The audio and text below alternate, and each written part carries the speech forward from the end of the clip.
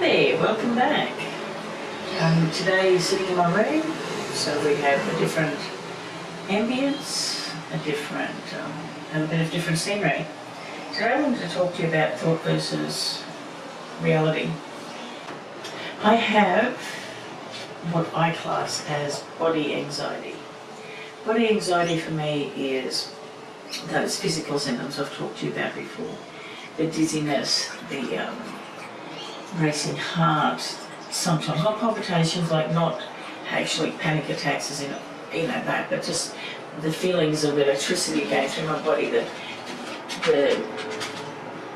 not being able to concentrate, all of those physical symptoms for me have been really major. And because of that, I'm more acutely aware of what's going on in my body. Or I think I'm aware of what's going on, or what might be going on in my body. So my head's now decided to take every little symptom that's going on and attaching it to something else. So, for instance, I've been having funny sensations. Breathlessness. Okay. Not breathlessness, some gasping for air, but more along the lines of like when you're really full and you can't get that deep breath. Okay, so my mind then attributed that to possible heart problems. Okay. What that then does is every time I have an irregularity in my beating, I start thinking that maybe it's coming towards a heart attack. Once I've decided on that, then I worry about moving at all, because one of the things I don't want is to have a heart attack and live through it, because that would just do my head in to finish me off. So anyway, the logic, realistic side of that is that there's no evidence that there's anything wrong with my heart. Quite to the contrary. I was walking for 3 kilometres. I was walking at a decent pace. I was swimming, I was physical because I was trying to lose weight. I've had blood tests, I've had a whole lot of stuff that evidentiary value. I've had blood tests, I've had just this normal thing of exercising.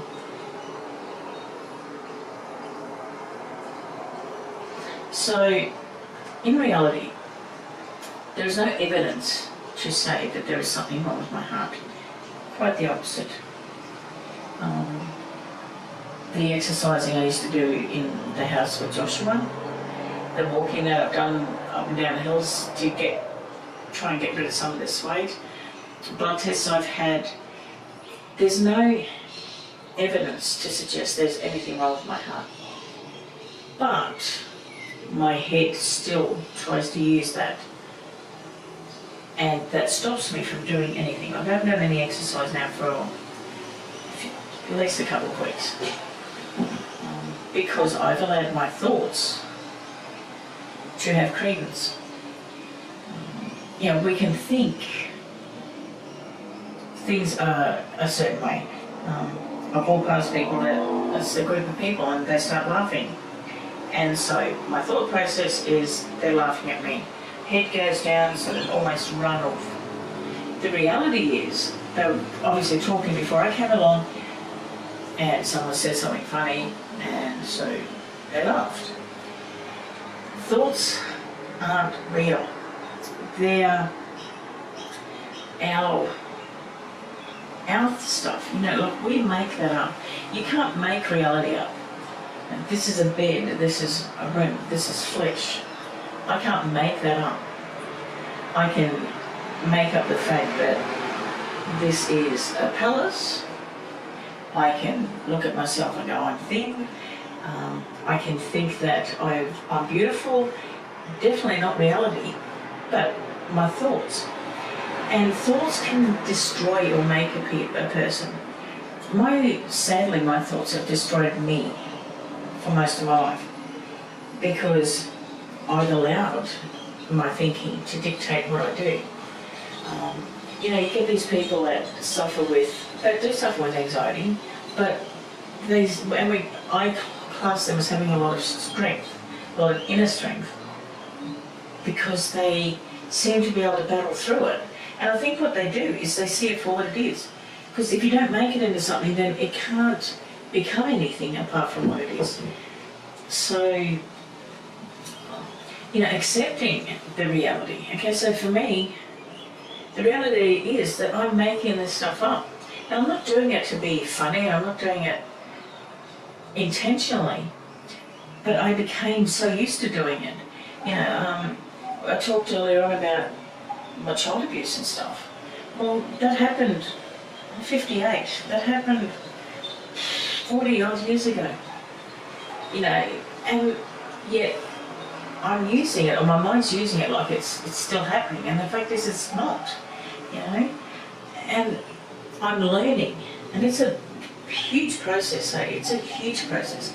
I'm learning slowly to decipher the difference between what's just in my head and what's reality. So tangible things are usually what reality is. The tangible things, the things that you can give evidence to, that's truth and that's reality.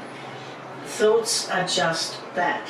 You know, you can make them colourful, you can make them solemn, you can make them happy, you can make them, you know, we can have 10 people in a room and the same event will be seen differently by all 10 people because we all have different thought processes. Some may find it horrendous, some may find it funny, some may just find it like, meh. It all depends on how we perceive and think about, you know, what we just seen. So my learnings at this particular point in time is to stop. So, okay, Krista, what's the evidence that this is a problem? Okay, and I go through my head, one step at a time. And then if I realise that the steps have got no validity to them, then I start thinking, well, is this actually real? Or is this just my thoughts? Because just because they're my thoughts doesn't make them real. It just makes them my thoughts. I don't know if this made any sense to any of you. I'm trying my best to sort of get some stuff out there that hopefully makes a bit more sense. But whether it does or not, I'm not sure. And if it doesn't, I really am sorry. Drop a comment in the box below and let me know. Or if I just sound like I'm blabbering on like some lunatic woman. But yeah, you know, like maybe start writing down things. And you know, the pros and cons when you're going to make a decision about buying a car or going shopping or whatever, you make a list and, you know, why do you want those? Well, I need this for dinner, I need that for dinner. You don't just go shopping just willy-nilly. Well, we do sometimes.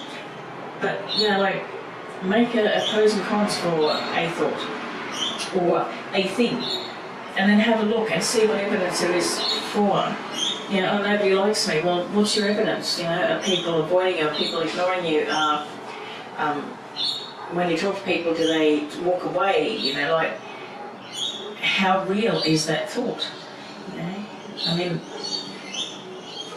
we have to start finding the truth behind what we think. Because if there's no truth to it, then it's doing us an injustice, okay? Anyway, guys, as I said, I hope I made a little bit of sense today. Remember to breathe, remember to smile, and most of all, remember you. Always remember you. I love you guys.